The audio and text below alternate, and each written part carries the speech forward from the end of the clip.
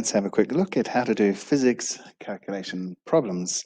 Actually, this is not really just a physics thing, it's science calculation problems in general. It's really just going through some maths, actually. We're using the maths and applying it to science. But I'm looking at some physics examples to do a bit of a run through. The first thing you should realize is that there are a number of steps you should really be following. And if you follow these steps, you should be okay. It's a 6-step process. Sometimes there's a bit of a bonus step, a 7th. But let's go through what these steps are. The first step you should do is ask yourself, what equation do I need to use? Remember, we're doing calculation problems. We're going to be doing math. So the first step is to choose an equation. Now, there are a number of equations available to you in physics. So you need to read the question carefully and choose the appropriate equation.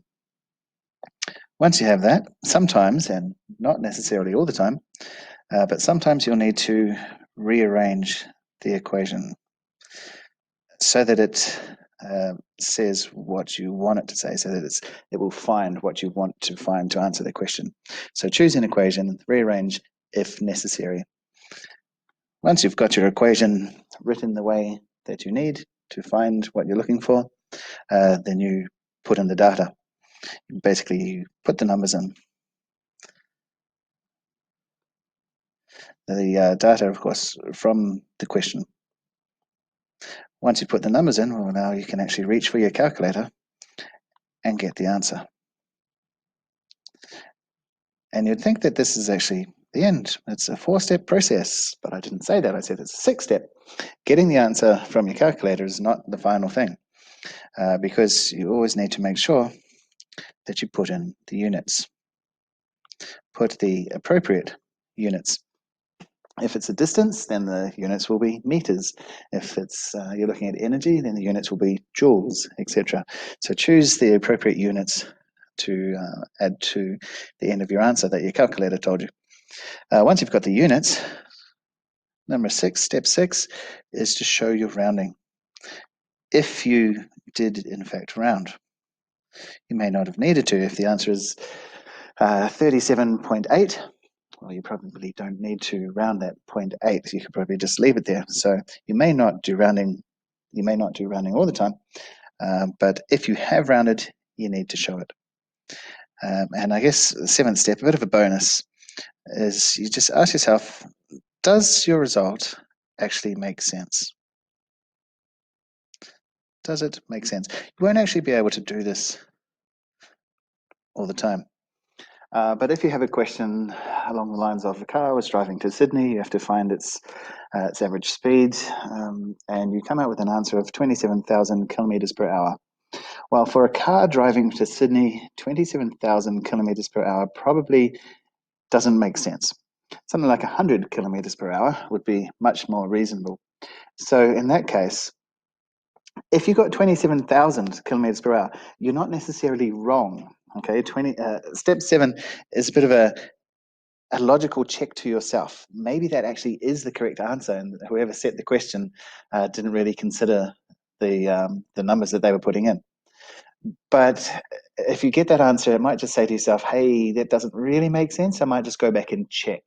So you'd go back and you'd check your working, check that you entered numbers into the calculator correctly, etc. And then maybe you find that you come out with a different answer, maybe 92. And that would be a much more sensible answer for that question.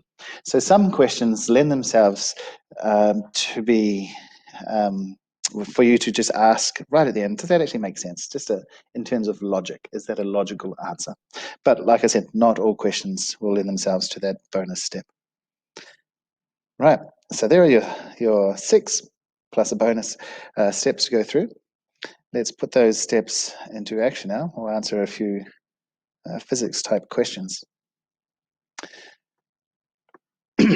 So here we have a student whose mass is 50 kilograms, top of a cliff.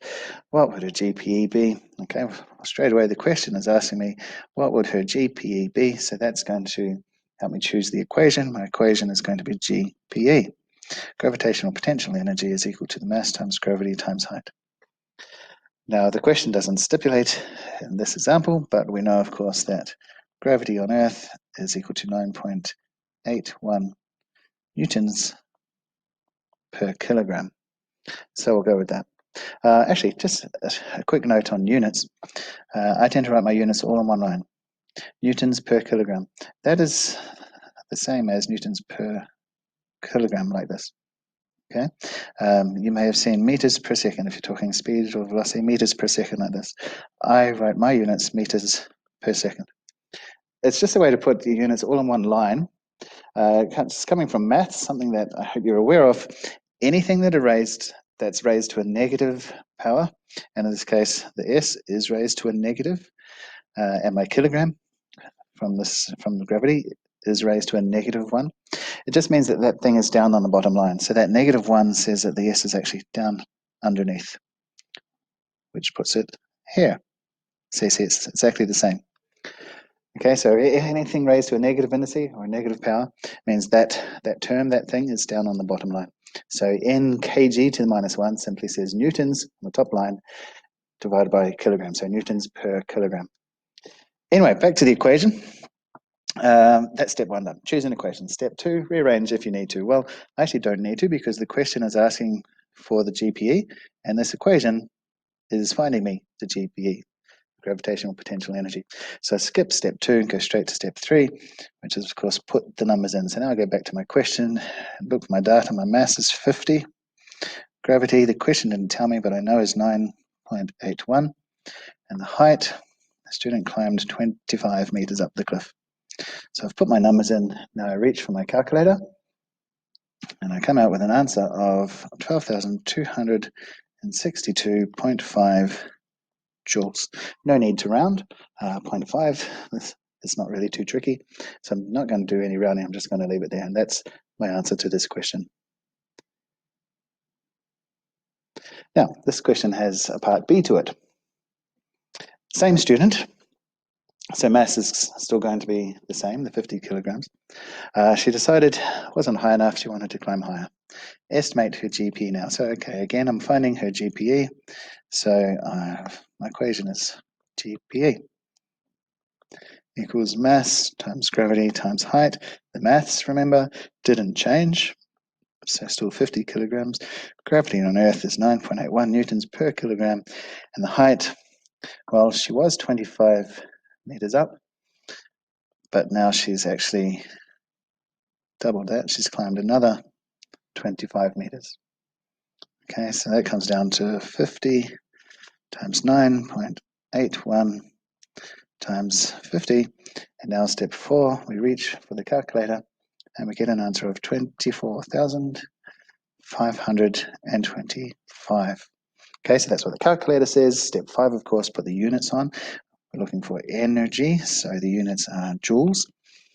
There is no roundings for me to show. I didn't round at all. In fact, there are no decimal places, so I couldn't round there.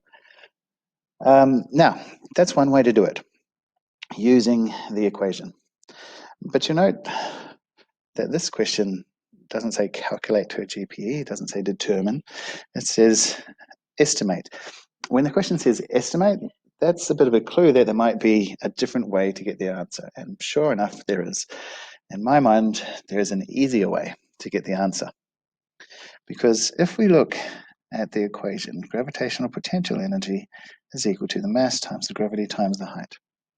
What we can see here is that height and the energy are directly proportional. This means that as one goes up, the other will also go up. Okay, let's just, down the bottom of the screen, I'll do a quick little example here. 24 is equal to 2 times 3 times 4. Okay, what we can say is that the 24 is directly proportional to that 4. Directly means they go in the same direction. If I were to increase this number, then I have to increase this number as well. That's the directly part. If one goes up, the other goes up as well. The proportional part means by the same factor. So if I actually times this number by 2, then I'm going to times this number by 2. Okay? So just an example, if we didn't have a 4 here, if we had an 8 instead, then we couldn't have 24 here. Our answer would be 48. Because if I doubled the 4, I'm going to double the 24. Okay, that's directly proportional. Now, GP and H are directly proportional. She climbed another 25 meters from her original 25 meters. She doubled her height. So what essentially happened was that height was doubled. And because height is directly proportional to GPE, I can just double this as well. So in this case, I didn't have to times the mass by the gravity by the height. I already knew the energy at 25 meters height, so I can just double that. So what I can actually do is just go with my 12,262 that I had from the previous question. So that was 0.5 joules from the previous question. And I can simply double it. And I will come out at 24,525 joules. Exactly the same answer that I got when I multiplied the mass by the gravity by the new height. But just keep in mind that often in terms of maths, and since really what we're doing here is maths applied to science, there's often different ways to get the same answer, the correct answer. Okay, and so because the question said estimate GP, now that sort of says to me, oh, maybe I don't need to use that equation. And I actually didn't need to because I'd already worked out the GPE previously. I can just double that because the height doubled. All right, moving on. Next problem here. Okay, so on Earth we have a ball, it's kicked up, how much GPE? See, I'm not really even reading the questions now, I'm just sort of skimming over the question. The question says, how much GPE? That gives me step 1. I'm looking for the gravitational potential energy. It's MGH, okay. I don't need to rearrange because it says how much GPE, and that's what this equation is going to find for me. So now I go back to the question and I read it in more detail to get my numbers to put into the equation. So I've got mass is 0.5 kilogram, gravity I know is 9.81, and the height, what have we got, 6 meters. Okay, so I've put my numbers in, I reach for my calculator, and I come out with my answer, 29.43. It's energy. So joules, remember, always make sure you put the correct units on the end. 0.43 I think is perfectly fine. I'm not going to bother doing any rounding on that one. So that's my final answer there. Now this question also has a part B, because now the same ball has been put on the moon. Same amount of GPE. Okay, so it's another GPE problem with gravitational potential energy, mg. Now, I'm not actually asked that. What I'm asked to find is how high. So I actually have to find h. So GPE equals mgh. This implies that h is equal to, and now you need to be comfortable with rearranging equations, right? If you're not, I suggest you go and do some practice. Because what I need to come out with is the height is given by GPE divided by mg. Now, how I do this, and I will actually make another video on how to rearrange equations, but how I do this is just grab the things that I don't want. I don't want the mg, I want the h by itself. So I have to get rid of the mg, and I'm going to dump that across the other side of the equals. And you can do this if you remember that when something moves across to the other side of the equal sign, you have to do the opposite operation to it. Now, mg, where it started, was multiplied by height. So it's been times. When I take it to the other side of the equals, it's now divided by, which is why I've got GPE divided by mg. Right, so I've rearranged my equation. Now I put in my numbers, and I come out with 29.43. That was what I calculated in the previous problem, but this problem says, given the same amount of GPE. The mass, well, it's the same ball, so the mass is 0.5 kilogram again. And the gravity now is not 9.81, because the question says, okay, we've left Earth, we're now on the moon, and it gave us different information there. So gravity on the moon is 1.6 newtons per kilogram, because it's roughly 1/6 of what it is on Earth. So I've put my numbers in, I reach for my calculator, and I get my answer. my answer is 36.7875. What I'm actually going to do is round that, 36.8. Now we're looking for a height in this case, so the units are meters. Height is a distance, units are meters. And because I have rounded, I have to say how much I rounded. And in this case, I rounded to 1 dp, 1 decimal place. Now, there could be a question that you're asking yourself, well, how far do I round? Should I round to 1 or 2 or 3 decimal places? Sometimes the question will stipulate how far to show your answer, how accurate to show it. What I've done is I've said to myself, okay, the least accurate number in the problem has 1 decimal place. That's this one and this one. The least accurate 1 decimal place, because that is less accurate than it's 2 decimal places up here. So what I've done is I've made sure my answer also has 1 decimal place, because I don't really want my answer to be trying to be more accurate than the question actually allows it to be. Okay, if that makes sense. Anyway, that's why I rounded to 1 decimal place in this case. But if you're not told how far to round, then you could round to 2 or 3. I wouldn't really go more than 3 decimal places. That would really be my limit. And you can look for a nice place to sort of cut it off. So anyway, that's why I rounded to 1 decimal place. Now, this question actually introduced another issue you need to be careful of when using your calculator. And that is this. We came down to 29.43 divided by 0.5 by 1.6. That's what we came down to. If you reached for your calculator and you literally enter into your calculator 29.43 divided by 0.5, and then you notice there's a multiplication, so times 1.6 equals. If you do that, you're going to get an answer, and that answer is going to be wrong. You will not be correct. Okay? Don't enter into your calculator like that. So there are a couple of things you can do. You can remember that what we actually have is GPE over mg. Now this mg was grouped, wasn't it? It started on the other side of the equation. I brought them over together. They were grouped together. So what we can do is realize that this is actually grouped. If I enter into my calculator 29.43 divided symbol 0. Well, actually before the 0.55, enter the brackets there. So I'm grouping my 0.5 and my 1.6, still with the multiplication symbol, then I'm actually going to get the correct answer.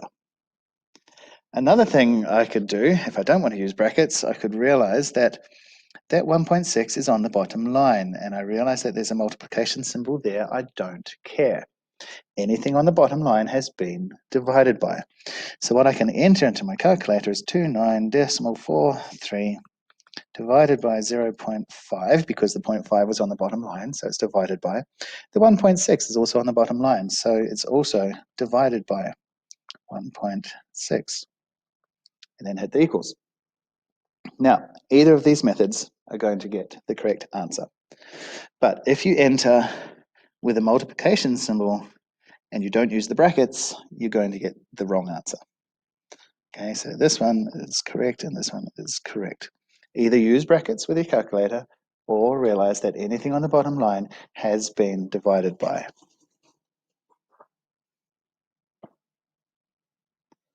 All right, so moving on to the next problem now.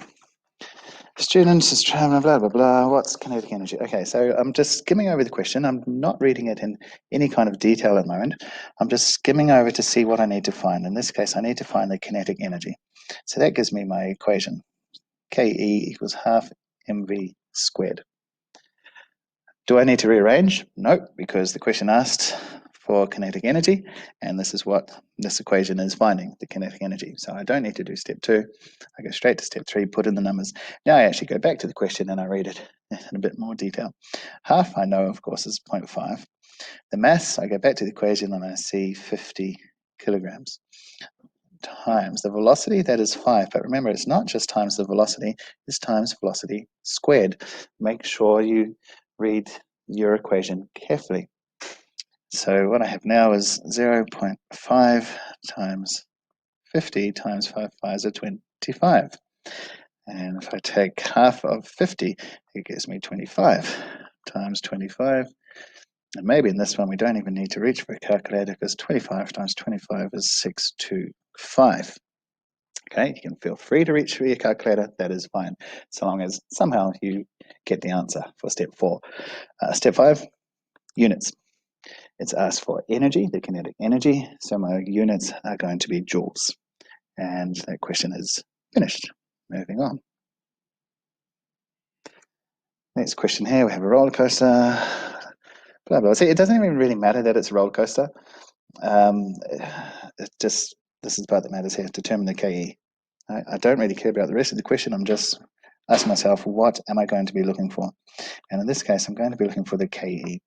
So that gives me my equation for step 1, half mv squared. Do I need to rearrange? No, because I'm trying to find the KE. Fine. And now I go back to the question. And now I get the numbers, okay, from the question. And so, well, half is from the question. 0.5 is just, I know what a half is. The maths comes from the question. That's 625. And like I said, it really doesn't matter. The fact that it's a roller coaster is a bit of a moot point. It's got nothing to do with it. I'm just grabbing the numbers now. And the velocity, the speed that I'm doing is 18.3, but remember, it is squared. Now, the previous example, done without a calculator. Now we've got 18.3 squared. I'm reaching for my calculator. Okay, there's nothing wrong with that. And I'm coming out with an answer of 104,653.125. Step 5, my units, joules. Now that's quite a long number.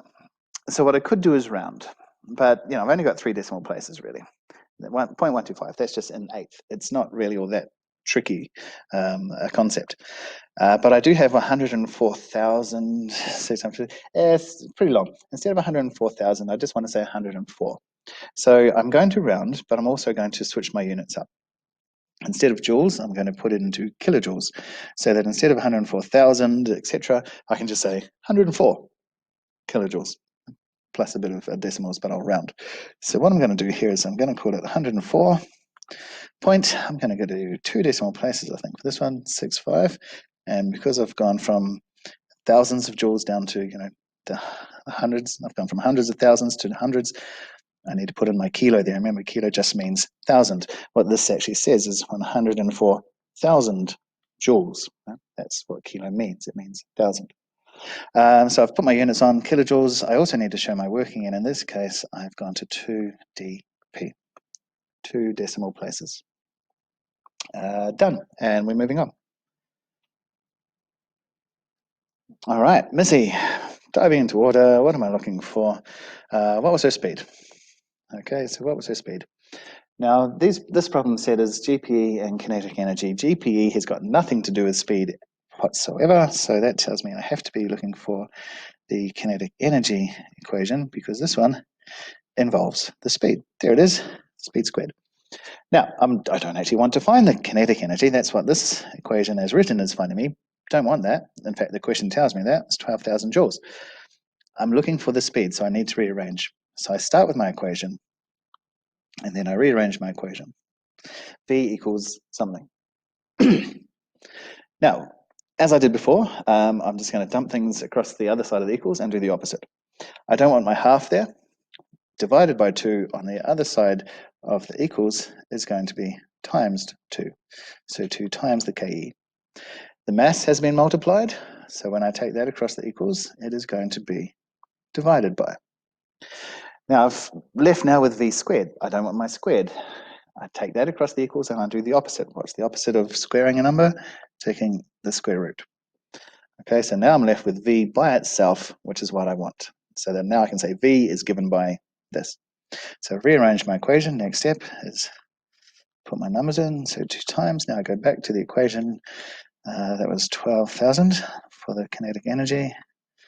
Missy's mass is 40 kilograms. And then I reach for my calculator and I come out with an answer of 29.5 meters per second. Remember, you have to put the appropriate units, right? The correct units. 29.5 meters per second, because we're looking at velocity. All right, that was Missy's speed as she entered the water. Next one. We have a compact car, but again, I don't really care that it's a compact car. The 900 kilograms, I'll come back to that later on. What are we finding? New kinetic energy. Okay.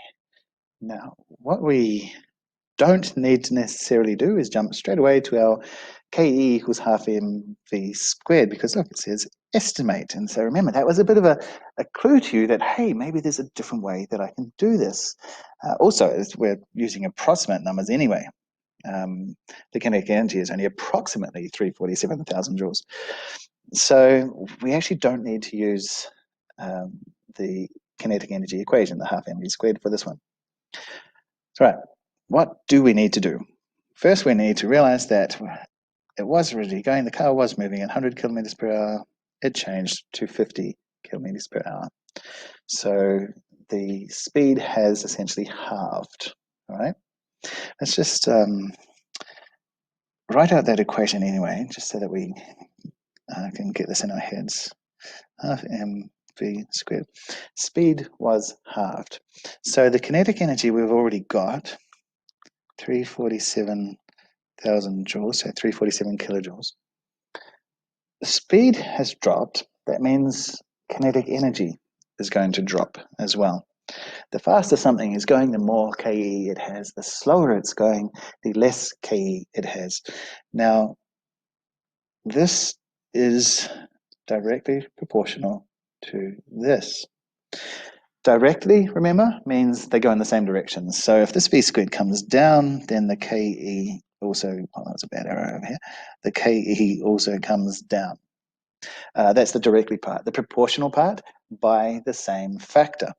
So if this term gets divided by 3, then this term will be divided by 3 as well. Okay, now in this case we're not dividing by 3, but I'm just showing you by the same factor. Okay, that's the directly proportional part. Directly, as one goes up, the other goes up.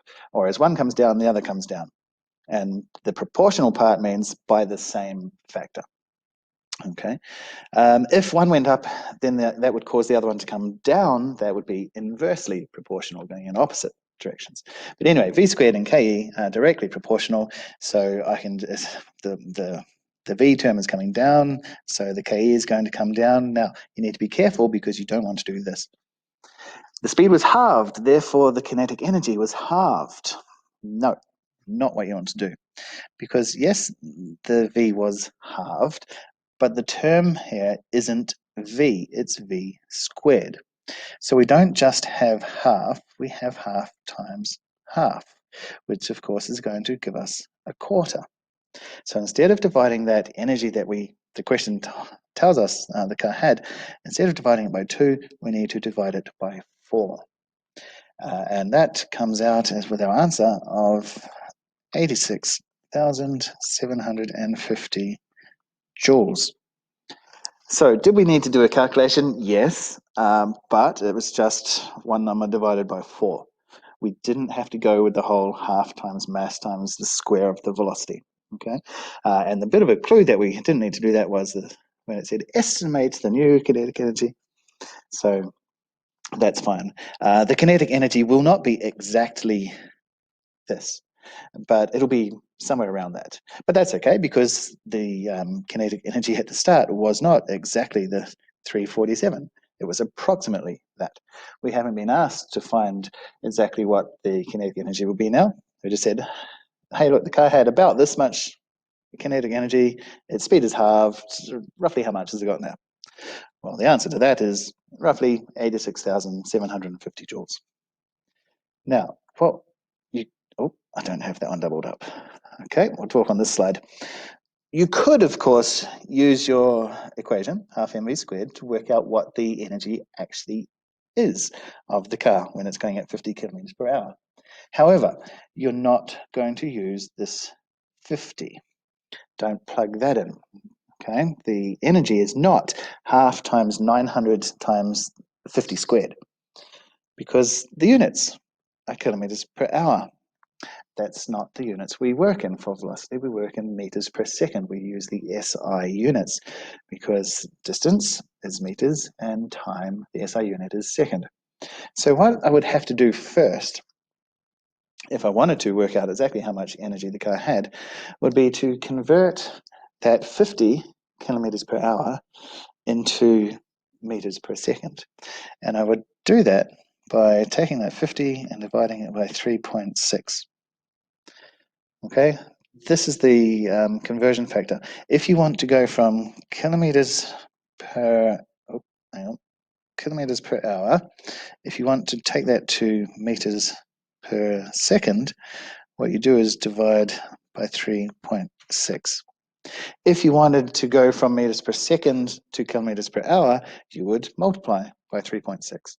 So we could use our kinetic energy equation to work out what the energy actually is, but we would have to take the 50 divided by 3.6, and whatever that gave us, that's our speed in meters per second. That we could then square, multiply it by 900 for the mass, multiply that by 0.5 for the half, and get the actual kinetic energy.